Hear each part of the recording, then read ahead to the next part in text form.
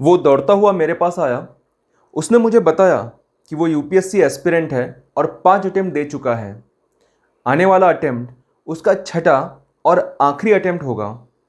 मैंने भी, क्योंकि यूपीएससी का एग्ज़ाम पास आ गया था, तो उसे ऑल द बेस्ट विश किया और ये उम्मीद जताई कि इस बार वो ज़रूर पास होगा। लेकिन उसने एक हल्की सी मुस्कुराहट के साथ मुझसे कहा, नहीं सर, मैं पास नहीं हो सकता। बस ये अपना अटेम्प्ट दे दूँ, उसके बाद मैं सुसाइड कर लूँगा।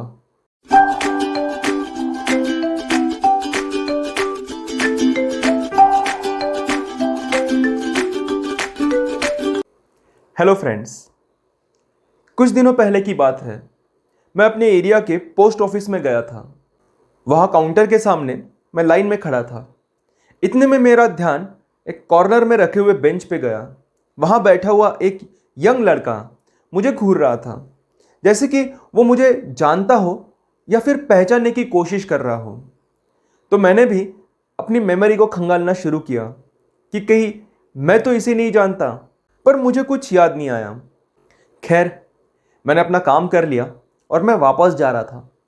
इतने में वो लड़का मेरी तरफ दौड़ता हुआ आया और उसने मुझसे कहा कि एक्सक्यूज़ मी सर, क्या आप स्वप्निल हड़पे हैं? मैंने कहा हाँ। तो फिर उसने कहा कि सर, मैंने यूट्यूब पे आपको देखा है, आपके काफ़ी वीडियोस देखे हैं मैंने।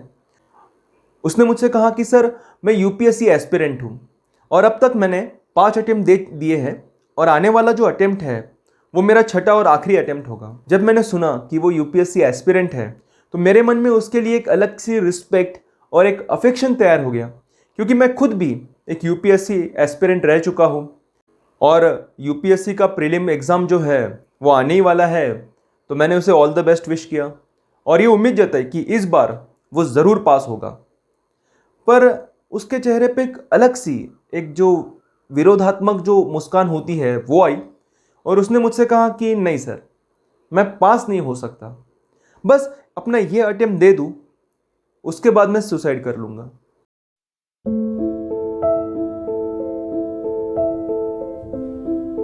ये सुनकर मैं पूरी तरह से चौंक गया था, हिल गया था।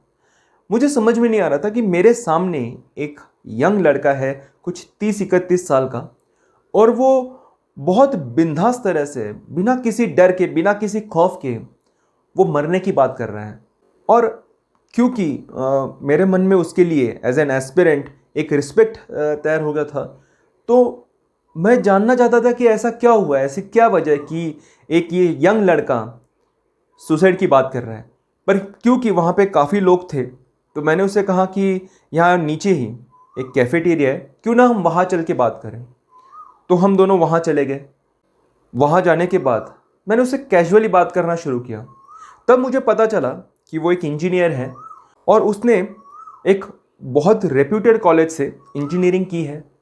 इंजीनियरिंग के बाद उसने 3 साल एक मल्टीनेशनल कंपनी में भी जॉब किया है और उसके बाद उसने वहाँ से रिज़ाइन किया और यूपीएससी एग्ज़ाम का प्रिपरेशन शुरू किया।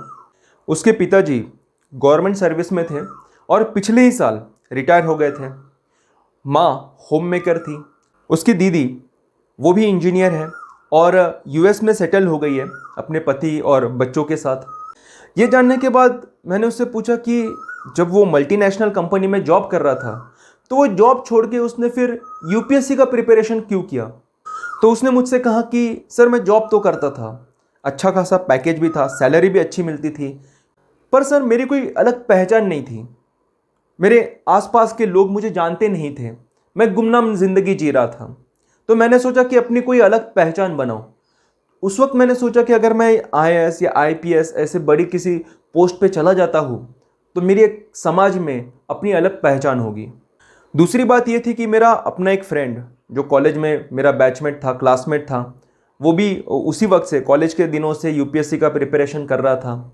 हम दोनों एक ही कंपनी में थे और वहाँ पर भी वीकेंड में हम घूमने फिरने जाते थे और वो अपना रूम पे बैठा हुआ अपनी पढ़ाई करता था।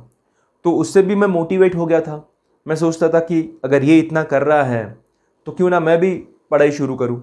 और पढ़ाई में तो वैसे भी मैं बचपन से तेज़ ही था। स्कूल में, कॉलेज में मैं हमेशा टॉपर रहता था। तो मुझे लगा कि मैं ये आराम से ये एग्ज़ाम पास कर लूँगा। तो इसके वजह से मैंने यूपीएससी की पढ़ाई करना शुरू कर दिया। पहले मैं वीकेंड पे वगैरह पढ़ता था, पर बाद में मैंने सोचा कि क्यों ना फुल टाइम किया जाए, तो मैंने अपने जॉब से रिज़ाइन कर दिया। पर जब मैंने एग्ज़ाम दी तो पहले 2 अटेम्प्ट्स में मैं प्रीलिम स्टेज में ही फेल हो गया। ये मेरे लिए काफ़ी डीमोटिवेटिंग था, क्योंकि फेल्यूर की मुझे आदत नहीं थी, मैंने कभी देखा नहीं था। एकेडमिक रिकॉर्ड मेरा एकदम एक्सेलेंट है, पर फिर भी मैंने खुद को मोटिवेटेड रखा और मैंने 3rd अटेम्प्ट दिया। अपने 3rd अटेम्प्ट में मैंने प्रीलिम्स क्लियर कर लिया और मैं मेंस के लिए क्वालिफाई हो गया। पर उस अटेम्प्ट में मैं अपना मेंस एग्ज़ाम क्लियर नहीं कर पाया। कुछ चंद मार्कों से, 2 या 3 मार्क से मेरा रह गया। मैंने फिर अपना प्रिपरेशन शुरू रखा और मैंने 4th अटेम्प्ट दिया। इस अटेम्प्ट में भी मैं मेंस में फेल हो गया। उस वक्त मैं काफ़ी डीमोटिवेटेड फील कर रहा था, फ्रस्ट्रेटेड फील कर रहा था, स्ट्रेसफुल फील कर रहा था। लेकिन इसके बावजूद मैंने अपनी प्रिपरेशन नहीं छोड़ी और मैंने अपना 5th अटेम्प्ट दिया। मैंने सोचा था कि इस बार मैं मेंस क्लियर करूंगा और इंटरव्यू भी क्लियर कर लूंगा और किसी ना किसी सर्विस में तो मैं चला ही जाऊंगा। लेकिन इस अटेम्प्ट में तो मैं प्रीलिम्स में ही फेल हो गया और मुझे ऐसा लगा कि मेरी ज़िंदगी का या करियर का ग्राफ जो है वो अभी ड्रास्टिकली नीचे की तरफ आ रहा है। और मैंने ये सोचा कि मेरी ज़िंदगी में अभी बस फेल्यूर है, अभी कोई सक्सेस नाम की कोई चीज़ बची नहीं है।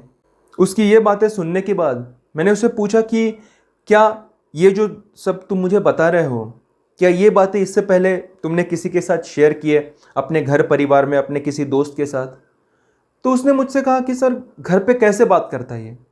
अगर मैं ये पापा से ये कहता कि पापा मैं फेल हो रहा हूँ, मैंने एक अपनी कंपनी छोड़ के, जिसके लिए पापा ने काफ़ी अपोज किया था, वो छोड़ के फुल टाइम प्रिपरेशन करने के बाद भी मैं ये एक एग्ज़ाम पास नहीं कर पा रहा हूँ, तो पापा मुझे बहुत डांटते। माँ क्या कह है, माँ को तो इन सब बातों के से कोई फ़र्क नहीं पड़ता है, वो तो मुझे यही कहती कि बेटा अपना प्रिपरेशन शुरू रख। हाँ, मेरी एक गर्लफ्रेंड थी, तो मैंने उससे कहा थी, उसने कहा हाँ, मैं उससे ये सब बातें शेयर करता था, अपनी जो फीलिंग्स होती थी, जो फ्रस्ट्रेशन, जो स्ट्रेस मैं फील करता था, वो भी उसके सामने मैं एक्सप्रेस करता था। लेकिन जब मैं अपने 4th अटेम्प्ट में फेल हो गया, तो एक दिन फ्रस्ट्रेशन में मैंने फ़ोन पे उसके साथ झगड़ा कर दिया और मैंने उसे ये तक कह दिया कि तुम मेरे लिए पनौती हो, क्योंकि तुम मेरी ज़िंदगी में हो, इसीलिए मैं पास नहीं हो पा रहा हूँ। गुस्से में उसने फ़ोन रख दिया और बाद में उसने 2-3 बार मुझे फ़ोन किया भी, पर क्योंकि मैं खुद गुस्से में था और मैं नहीं चाहता था कि मेरे मुंह से और कुछ अनाप शनाप निकले, तो मैंने उसका फ़ोन नहीं उठाया।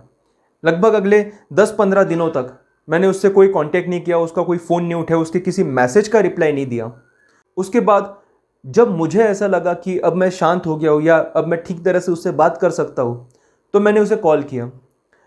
लेकिन उस वक्त मुझे पता चला कि उसकी शादी किसी और जगह तय हो गई है।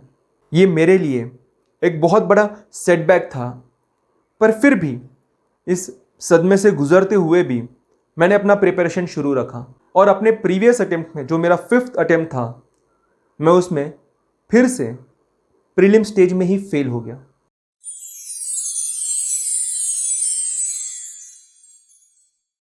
उसकी ये सब बातें जानने के बाद मैंने उससे कहा कि क्या ऐसा नहीं हो सकता है कि पापा कह दें कि तू टेंशन मत ले बेटा, अगर नहीं होता है तो कोई बात नहीं, हम कुछ और करेंगे, क्यों ना हम दोनों मिलके कोई बिजनेस करें। या माँ ये कह दें कि बेटा हार मत मान, जब तक अटेम्प्ट है उसे अच्छे से दे, अपना हर अटेम्प्ट अच्छे से दे, अगर नहीं होता है तो बाद में देखा जाएगा। तुम्हारी ये सुसाइड वाली सोच के पीछे शायद यही रीज़न है कि तुमने अपने मन में एक पिक्चर बना लिया है कि अगर मैं एग्ज़ाम पास नहीं होता हो या अगर मैं अपने दिल की बात अपने घर वालों से कहता हूँ तो शायद मेरे पापा ये कहेंगे, मेरी माँ ये कहेगी, मेरी बहन कुछ कहेगी। अगर तुम आईएएस आईपीएस नहीं बने तो ये समाज कुछ कहेगा, लोग कुछ कहेंगे, और तुम इन्हीं ख्यालों में उलझे रहते हो कि लोग क्या सोचेंगे तुम्हारे बारे में, लोग क्या कहेंगे। पर इन सब के बीच में क्या तुमने कभी ये सोचा है कि अगर तुम सुसाइड करते हो तो तुम्हारे माँ बाप पे क्या गुजरेगी, तुम्हारी बहन पे क्या गुजरेगी? क्या तुम्हारे माँ बाप ने तुम्हें सिर्फ आईएएस या आईपीएस होने के लिए पैदा किया है। हाँ, हर माँ बाप चाहते हैं कि उनका बच्चा जिंदगी में खूब तरक्की करे, आगे बढ़े, सक्सेसफुल हो। लेकिन कोई माँ बाप ये कभी नहीं चाहता कि अगर उसका बेटा सक्सेसफुल नहीं होता है या अगर उसे फेल्योर आता है तो वो अपनी जान दे दे। क्या एक एग्जाम पास करना या आईएएस या आईपीएस बनना यही जिंदगी का मेन पर्पस है, या क्या यही जिंदगी है? करियर और प्रोफेशन जिंदगी का एक हिस्सा है, जिंदगी नहीं है। जिंदगी तो उससे और बड़ी है। मेरी ये सब बातें वो गौर से सुन रहा था। उसके बाद उसने मुझे पूछा, तो आप बताइए मैं क्या करूं? मैंने थोड़ा सा प्लेफुल मूड में उससे कहा कि तुम बस किस करो। वो चौंक गया। मैंने कहा KISS किस का इस सेंस में मतलब कुछ और है। It is keep it super simple. मैंने उसे एक्सप्लेन करते हुए कहा कि ये जो तुम यूपीएससी का एग्ज़ाम दे रहे हो, इसे बहुत बड़ी चीज़ मत बनाओ। इसे अपने अस्तित्व की या अपनी काबिलियत की पहचान वगैरह मत बनाओ। इसे सिंपली एक एग्ज़ाम की तरह ट्रीट करो। जैसे हमने स्कूल में, कॉलेज में कई सारे एग्ज़ाम दिए हैं, उनमें से ही एक और एग्ज़ाम। स्ट्रेस फील करना नेचुरल है, लेकिन उस स्ट्रेस को मैनेज करना सीखो। योगा एक बहुत अच्छी टेक्निक है स्ट्रेस मैनेजमेंट के लिए। या फिर कोई हॉबी डेवलप करो या किसी एक्सपर्ट की मदद लो। उसने तुरंत कहा, आप कहीं साइकेट्रिस्ट के बारे में तो बात नहीं कर रहे हैं? मैंने कहा, साइकेट्रिस्ट से मदद लेना या साइकेट्रिस्ट को कंसल्ट करना क्या ये गलत है? अगर तुम्हें पेट में दर्द है तो तुम फिजिशियन के पास जाओगे। अगर दर्द ज़्यादा है तो गैस्ट्रोएंट्रोलॉजिस्ट के पास जाओगे। तो फिर अगर मन में कुछ गड़बड़ी है, कुछ दुविधा है, कुछ स्ट्रेस है, डिप्रेशन है, तो साइकेट्रिस्ट के पास जाने में दिक्कत या शर्म किस बात की है? और वैसे भी साइकेट्रिस्ट के पास जाने वाला हर आदमी पागल नहीं होता। पर हाँ, अगर सही वक्त पे साइकेट्रिस्ट के पास नहीं गए तो शायद पागल हो सकता है। और मैंने उसे कहा कि सबसे इम्पोर्टेंट बात जो इस वक्त तुम्हारे लिए मैटर करती है वो ये है कि जो हो गया उसके बारे में ज़्यादा मत सोचो। अपना ये जो अटेम्प्ट है तुम्हारे हाथ में, उस पर फोकस करो। एक बहुत अच्छी लाइन है, yesterday is a history, tomorrow is a mystery, today is a gift, that is why it is called present. मेरी ये बातें सुनते वक्त उसके चेहरे पे एक अलग सी खुशी नज़र आ रही थी। मैं ये नहीं कहता कि मैंने अचानक से उसकी पूरी सोच बदल दी, पर हाँ, उसे एक नया नज़रिया तो ज़रूर दिया होगा।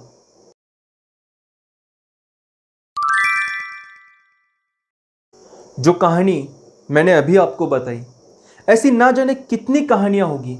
ऐसे कितने एस्पिरेंट्स होंगे, कितने हमारे युवा होंगे जो डिजेक्टेड, डिप्रेस्ड और स्ट्रेस्ड महसूस कर रहे होंगे। उनमें से ऐसे कई होंगे जो अपनी ज़िंदगी से निराश होंगे और उसे ख़त्म करने के बारे में सोच रहे होंगे। उन सभी से मेरा यही कहना है कि एग्ज़ाम्स तो बार बार आएंगी, ये नहीं तो कोई और दूसरी आएगी, मगर ज़िंदगी सिर्फ एक बार मिलती है, उसकी इज्जत करो।